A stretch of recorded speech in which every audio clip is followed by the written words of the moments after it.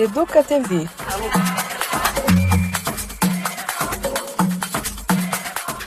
Apresenta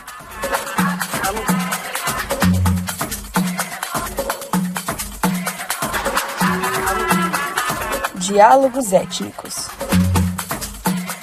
Você já ouviu falar em um provérbio africano que diz que é preciso toda uma aldeia para criar uma criança? Eu, como mãe de 2 meninos, já senti falta de um apoio coletivo para dar suporte à grande responsabilidade de criar 2 pessoas. Será que esse senso de coletividade no desenvolvimento infantil muda a forma como as sociedades são constituídas? Neste episódio dos Diálogos Étnicos, nós vamos falar sobre infâncias. Vem com a gente refletir sobre as diferentes formas de viver e de viver o mundo. A gente vai falar hoje com o Naldo Tucano, que é estudante de Linguística na Unicamp. Seja muito bem-vindo, Naldo. Obrigada pela sua presença. Bom, primeiramente agradecer a oportunidade aqui, né, dado por vocês, e fazer esse diálogo étnico mesmo, né, de troca de saberes e aprender um pouco mais sobre vários caminhos que a gente tem que seguir também, né. E vamos lá, vamos tentar responder as perguntas e eu espero que eu consiga responder com uma clareza que vocês tentem compreender, na verdade, né? Ótimo, eu tenho certeza que vai ser um bate-papo muito legal. E eu acho que, para a gente contextualizar, até por conta disso que a gente vai falar aqui hoje, eu queria que você dissesse quem é o Naldo. Como é que você se enxerga no mundo, como é que você se define? O Naldo é um ser rebelde, né? Um ser rebelde que veio conhecer outros sistemas e hoje em dia transborda essa rebeldia em debates políticos indígenas, no meio da literatura, em poesia. Sou poeta, né? Sou escritor, sou poeta, sou um dos coordenadores da Ité Editora Indígena, que é uma editora que estamos tentando desenvolver com temáticas indígenas. Sou militante, sou ativista indígena, sou produtor cultural indígena, trabalho com produção cultural indígena da minha região, assim, para tentar focar uma diversidade grande que existe dentro da floresta amazônica também, né? Porque muitas das vezes, quando falam de um indígena, as pessoas tendem a botar em uma bolha, assim, sabe? Sendo que a gente tem mais de 35 povos indígenas, com mais de 274 línguas indígenas que existem no Brasil, assim, sabe? Então, o Naldo é um ser em transformação. Tento trabalhar com a inserção de línguas indígenas nas plataformas digitais para poder afirmar as línguas indígenas em vários meios, até no digital, porque é muito preocupante para mim, pelo menos, quando a gente vai na área da linguística e descobre que as línguas indígenas estão para morrer, sabe? Ronaldo, e me diz uma coisa, você falando, né, de quem você é e a gente falando sobre esse tema, eu queria primeiro que você contasse um pouco sobre a sua comunidade, sobre a sua origem, sobre onde você nasceu. Eu nasci especificamente no Noroeste Amazônico, né, numa comunidade chamada Pari Cachoeira. Eu nasci na época do garimpo, lá na minha região, onde a minha mãe e o meu pai, eles me transportavam na cabeça, acho que 2 dias de viagem, assim, atravessando a floresta amazônica para poder trabalhar no garimpo, antigo garimpo, né, que existia naquela região. Desde essa época, a gente saiu em vários meses, porque meus pais viraram professores da rede básica de educação, ensino fundamental, e dentre esses meios eu conheci vários lugares, porque a gente era meio que obrigado a andar com os nossos pais, né, então a gente acabou seguindo o rumo que eles seguiam, assim, sabe? Então, eu morei 2 anos no meio do povo Baré, que são falantes de Engatu, né? E morei 2 anos no meio do Yanomami também. Então, nesse ciclo, eu aprendi um pouco da cultura de cada um, da qual eu carrego até hoje, sabe? Então, eu sou um cara que andou bastante, mas depois de muito tempo eu voltei para minha região novamente, que foi em 2001, onde eu vivi por bastante tempo na minha região, e saí de lá com meus 18 anos de idade para fazer o ensino médio no município de São Gabriel da Cachoeira, que é o município mais indígena do país. Considerado pelo Estado brasileiro como o município, o estado mais indígena do país e o município mais indígena do país. Capital indígena do país, na verdade. Conhecido. E como é que foi para você crescer nessas andanças, né, da sua família, né, e Como é que era ser um menino indígena? Como é que foi que você lembra da sua infância?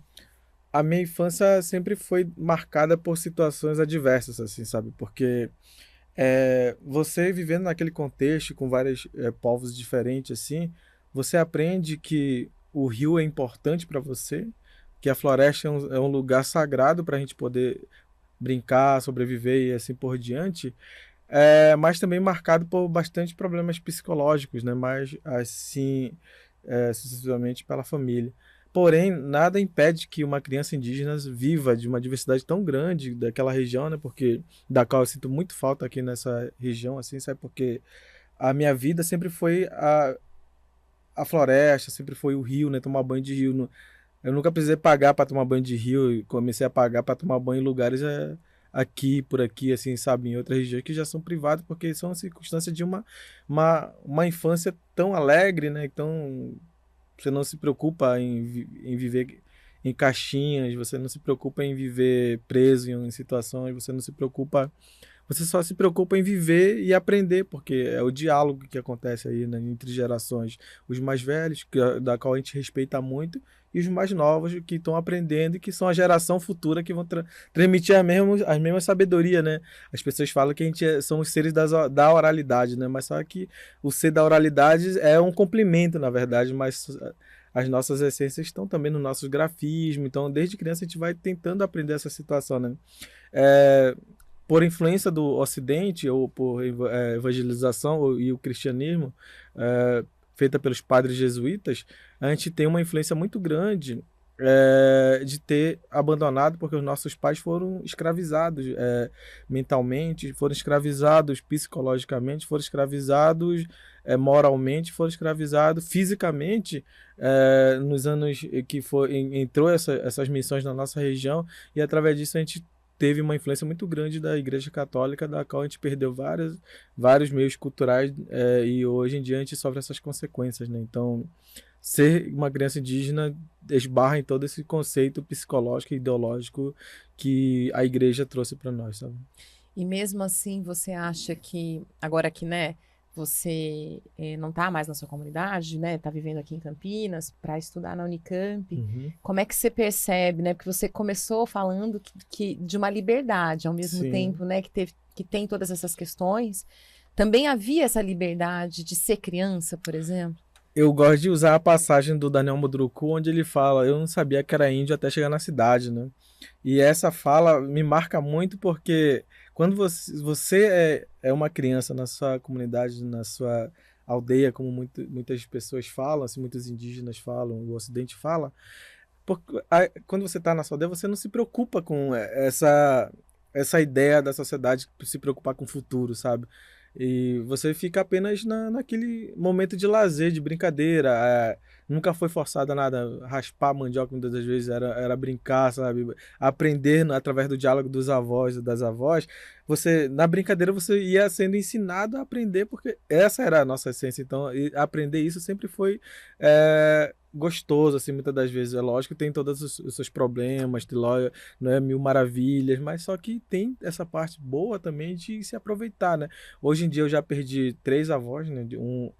Os 2 pela parte do pai, assim, a minha avó faleceu ano passado, assim, o meu avô também faleceu logo depois dela, e agora, antes disso eu perdi o meu avô pela parte da mãe, da qual infelizmente eu tive muito contato, eu fui sempre próximo, mas eu não consegui aproveitar os saberes dos meus avós, dos saberes das minhas avós, assim, sabe? Eu tenho só uma avó viva agora, que está em São Gabriel da Cachoeira, e a gente tenta valorizar o máximo de saberes, e é da qual eu respeito muito, sabe? Eu acho que quando criança, eu não me preocupava em ser alguma coisa, eu sempre me preocupava em viver aquilo, sabe? Então, isso, para mim, essa é a essência mais importante que existe até hoje, sabe? E você falou, né, do aprendizado, da convivência. Você sentia que havia esse senso de responsabilidade comunitário? Porque aqui, né, a gente vive numa sociedade muito individualista, né?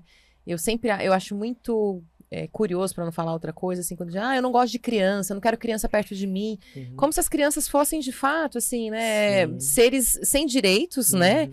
e seres que podem ter seus direitos negados até em algumas situações. Lá, como é que era para vocês, assim? Esse sentimento de responsabilidade coletiva, ou cada um cuida dos seus filhos, como é que era na sua experiência de vida? Eu acho que fazer sistema dialógico, ele depende muito do senso coletivo. Porque para você praticar a sua cultura, você tem que passar a cultura de geração para geração, né?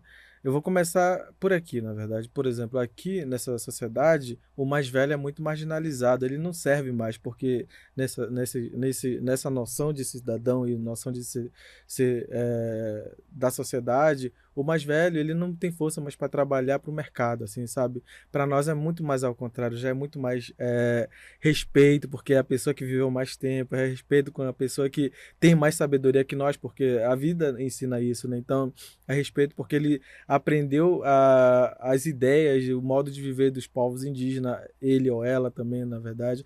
E então, quando essa vivência se torna um coletivo dentro de toda a família, a criança é respeitada, é amada por todos, muitas das vezes. É lógico que é, você não é amado 24 horas no sistema, porque sempre tem alguma. A gente não pode romantizar muito essa situação.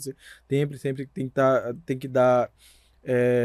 Falar assim, tem uma hora que tem que parar, tem uma hora que tem que caminhar, tem uma hora que tem que ensinar a pescar, tem uma hora que tem que ensinar a nadar, tem uma hora que tem, entendeu? E é muito estranho aqui porque nessa sociedade elas vivem em caixinhas, sabe? Por exemplo, eu tenho uma enteada que está com 4 anos de idade e ela sente muita falta de nadar. Ela aprendeu a nadar com 2 anos de idade, é normal para nós aprender a nadar com 2 anos de idade, porque isso é uma essência que vive lá, entendeu? E aqui não, a gente tem medo de botar a criança para nadar, já bota boia, já vive privado, não pode fazer isso, não pode fazer aquilo, mas só que ao mesmo tempo o sistema de ideologização através do psicológico, através de ferramentas, eles vivem mais no plano digital do que no plano físico, sabe? Então isso tem forçado, e a gente tem percebido que isso tem forçado a criança a viver muito fora do contexto. Vários estudos, eu tenho uma colega que é pedagoga e ela trabalha na Unicamp com as crianças, ela fala que as crianças que chegam lá, eles não têm dinâmica motora, assim, sabe?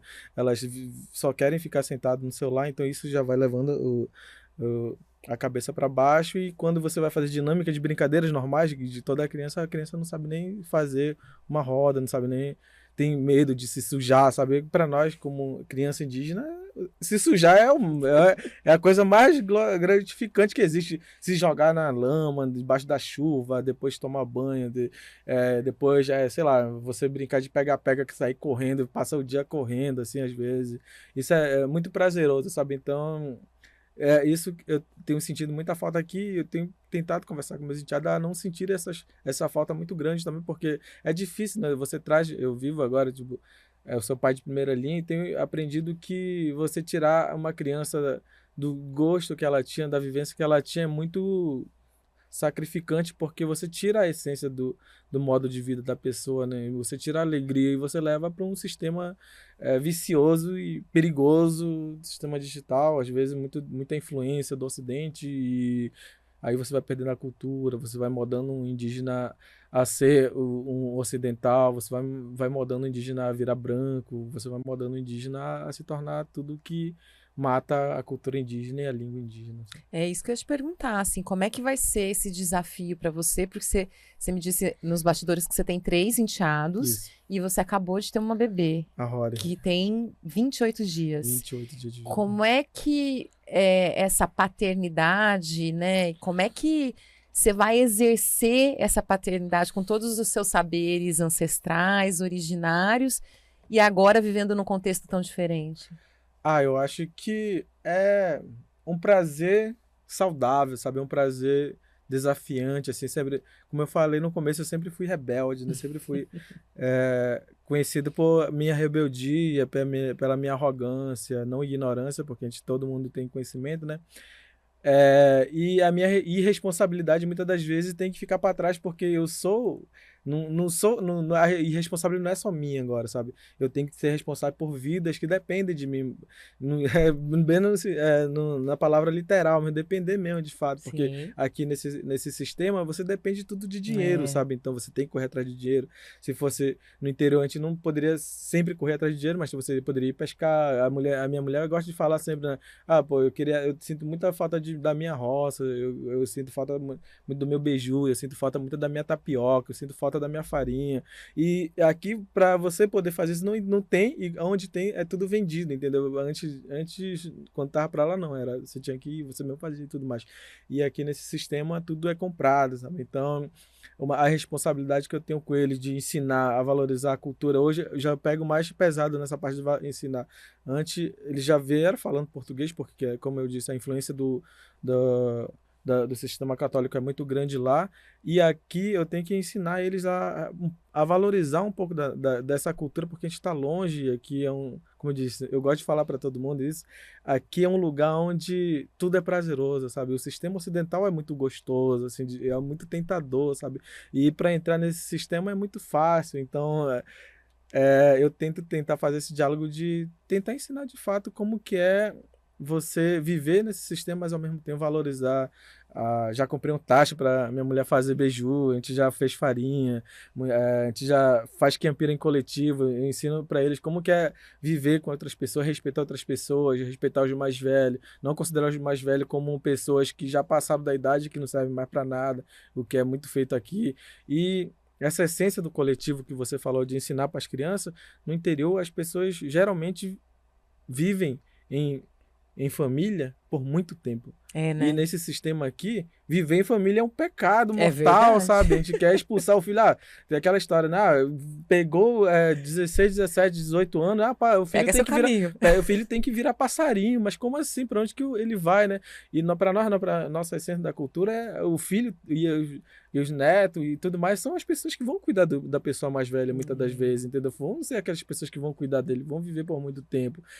E isso tem se tornado muito comum para meio dos indígenas, porque o sistema ocidental está entrando para nós também, né? Então tem muito isso, entendeu? E para mim vai ser desafiador, na verdade. E eu espero conseguir, né? Muitas das vezes eu fico muito fora, né? Agora, por exemplo, eu estou aqui. Antes eu já estava ali dando formação para professores na rede municipal e mais tarde eu vou ter uma reunião. Então já chego à noite, muitas das vezes eu passo o dia todo na universidade e tal. Minha mulher está lá em casa. Acordei 3 horas da manhã, minha filha passou a noite toda chorando porque estava gripada, não conseguia respirar. E são desafios, sabe? Desafios muito... É uma responsabilidade da pessoa que sempre foi rebelde e agora tem que se tornar um pai responsável. E olha que interessante você falando isso para mim. Eu fiquei lembrando do começo aqui da nossa conversa que você falou que você ficava o dia todo com seus pais. Para onde eles iam, você tinha que ir junto, né? Sim. Sempre foi assim porque a gente não teve escolha, né? Muitas das vezes, até minha mãe se separar do meu pai, a gente nunca teve escolha, a gente sempre teve que andar junto. Depois de um tempo, a minha família, ela basicamente foi para a cidade, né? E eu como um filho que sempre fui rebelde, eu fui com meu pai, mas só que o meu pai sempre foi um pouco irresponsável e sempre me deixou sozinho. Então, desde os 13, ou 12, 13, 14, 15, 16, até 18 anos, sempre vivi sozinho. É mesmo.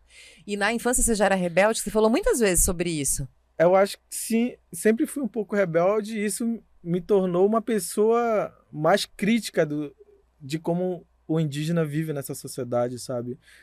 Essa rebeldia me fez tornar uma pessoa política, sabe? Uma pessoa mais crítica, um escritor, um poeta e organizador de eventos. Isso tem me levado para vários caminhos diferentes. Ao mesmo tempo, eu tenho feito bastante inimizade, porque ninguém quer uma pessoa mais crítica, ninguém quer pessoas, as pessoas querem que a gente aceite, as pessoas querem que a gente assine papel, as pessoas querem que a gente obedeça o sistema, obedeça pessoas, para simplesmente não falar, por que eu não posso criticar, né? Entendeu? Ronaldo, e quando, ainda lembrando aqui, né, da forma de viver as infâncias e de viver... De educar as crianças e de trazer esses olhares diferentes, o que é que mais te causa estranhamento, se essa é a palavra, quando você olha para as crianças do Ocidente? Como a gente cria os nossos filhos diferentemente de vocês? O que me causa mais estranhamento é a criança viver numa bolha onde ela não conhece nem seu próprio vizinho, assim, sabe? A gente vive tão em caixinha que eu gosto de usar o exemplo do apartamento, né? É, o- a pessoa mora no mesmo prédio, mas não conhece o próprio vizinho, sabe? Uma criança aprender a ser coletiva, assim, sabe? Porque quando a gente chegou aqui em 2019, né, a gente fazia comida comunitária, né? Lá na moradia Unicamp, assim. E quando a gente foi fazer a primeira vez, as pessoas começaram a criticar porque a gente estava sujando o lugar, sabe? Estão falando assim, eles estão sujando o lugar porque estão fazendo isso e tal. Mas para nós é normal, porque a gente divide o nosso prazer, sabe? A nossa refeição, muitas das vezes, trabalho comunitário e assim por diante. Mas aqui não, a criança já é moldada a ser individualista, sabe? E já morei com ocidentais dentro de uma casa assim, onde os potes tinham um nome, sabe? E eu achava isso muito estranho, porque eu falava assim, como assim? Porque para nós, tipo, se você não tiver, você ajuda o outro, se você não tiver, você come junto. Sempre foi assim, a minha família sempre foi assim, sabe? Então, tipo, quando você percebe nomes em pote, você fala, você começa a ficar com medo, restrito, sabe, acuado e onde que eu vou? Para onde que eu vou, né? Fica muito assustado, assim, cara, nossa, como? Onde que eu vou? O que que eu vou fazer agora? E essa criança sempre foi moldada desse jeito. Ela nasce sempre em marginalizar pessoas que não têm, quando tem, elas quando uma diversidade, a diversidade ela começa a cair nos estereótipos, por exemplo, contra os indígenas. A criança já nasce, sabe, pensando que o indígena é sujo, preguiçoso, é, é um índio, sei lá, que vive de Bolsa Funai, que vive, sei lá, vive pedindo as coisas por aí e assim por diante, sabe? Sendo que a gente é uma sociedade normal. E as pessoas falam que a gente é civilizado através de tudo isso. Então, tudo é uma questão um sistema que vai passando de geração para geração e que afeta diretamente a gente, né? Então, a minha crítica, ou se não, uma observação muito cruel para mim é ver como a criança, ela é moldada, né? Desde criança, a se tornar um ser individualista, sabe? Sendo que para nós, né, por exemplo, hoje em dia, lá na moradia, até meus enteados, eles andam em turma lá com outras indígenas, brincando, correndo. Aí outros pais, tem uns pais brancos, assim, eu vejo eles. Não, filho, você vai cair, você não. A criança tem que cair, É levantar. verdade. Tipo, o meu sobrinho, com 3 anos ou 4 anos de idade, ele subiu uma árvore desse tamanho aqui, quebrou o braço, e ele não chorava, não chorava. E ele ficava assim, titio, aqui, ó. Aí eu falava assim, o que que foi? O osso tinha varado. Não que tenha que acontecer isso, mas Claro. só que foi uma experiência que aconteceu. A gente vai procurar caminhos para poder fazer a ajuda, trazer os benefícios que existem. Mas só que a brincadeira é a parte essencial da criança, porque ela tem que se sujar, ela tem que cair, ela tem que levantar, ela tem que aprender que a vida oferece todo esse risco Sim. na vida adulta também, porque a gente molda uma sociedade através disso, entendeu? A respeitar a outra pessoa, se é mais velho, você respeitar o mais velho, se é diferente, você respeitar o diferente. É tudo isso englobado para poder dizer que existe uma diversidade. A gente não está trabalhando em igualdade aqui, a gente não quer uma sociedade igual, a gente quer uma sociedade diversa e, através disso, respeitar a diversidade, entendeu? E é por isso que é tão importante, né, Naldo, que a gente tenha mesmo diferentes tipos de pessoas ocupando espaços, convivendo, porque, né, você falou, né, as crianças que são de outras famílias que não são indígenas se assustam lá com as crianças, mas é tão importante que eles estejam perto uns dos outros, porque é assim que a gente vai aproximar e que a gente vai mudar, vai fazer com que as pessoas se respeitem, entendam a perspectiva do outro, sejam mais tolerantes. Eu acho que a geração que está nascendo agora é a geração do futuro, né? Eu tenho a falar que essa geração já está nossa geração já está perdida. A única solução é a geração que está vindo ali. Olhar pra frente. Porque todos os conceitos possíveis já estão empregados em nós, sabe? No nosso É psicológico. Mesmo que a gente tente tirar, vai estar lá de alguma forma, entendeu? A única a única salvação que resta para nós é que a gente consegue respeitar mais as pessoas e tudo mais.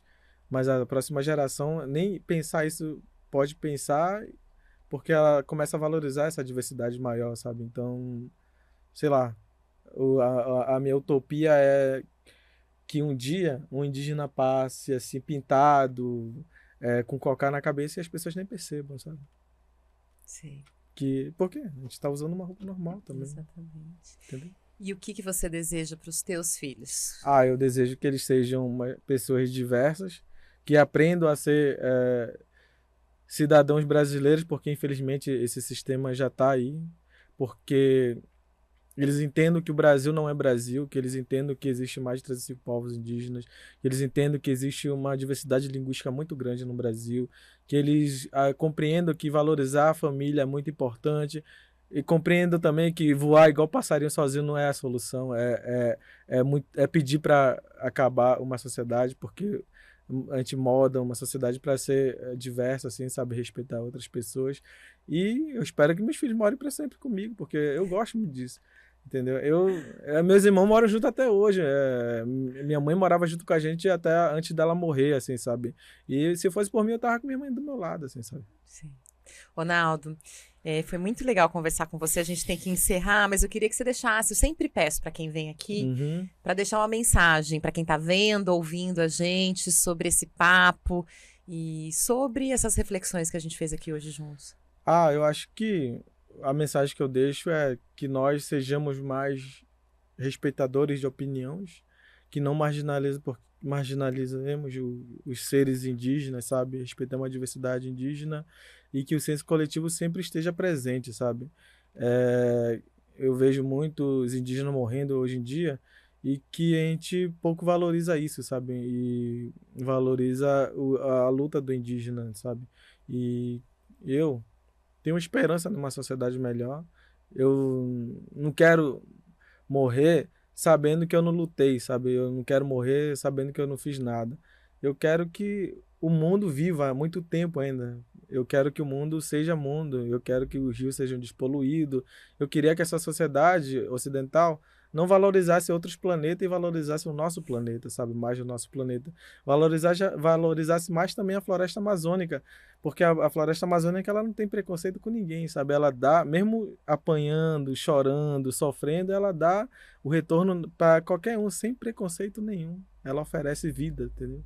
Eu acho que é essa mensagem que eu tenho para deixar para toda a sociedade que estiver assistindo a gente. E que nossas crianças sejam livres. Livres, abertas, acolhedoras, sejam escritores, sejam indígenas, sejam não indígenas e assim por diante. Naldo, muito obrigada. Não sei nem como te agradecer por tudo isso que você falou aqui pra gente. Foi muito bonito, muito grandioso. Obrigada, viu? Sim, obrigado por vocês terem me convidado e vamos fazer mais diálogos étnicos. É isso aí. E esse foi o nosso episódio. Eu agradeço muito a sua companhia, a sua audiência. Peço que você fique com a gente aqui na programação da Educa TV para Campinas e toda a região metropolitana.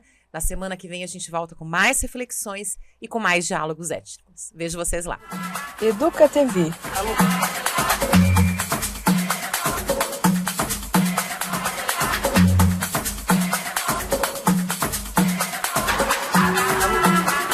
Diálogos étnicos. Prefeitura de Campinas, Secretaria de Educação, Produtora Rio Brasil Digital. Educa TV Campinas, um mundo de conhecimento para você.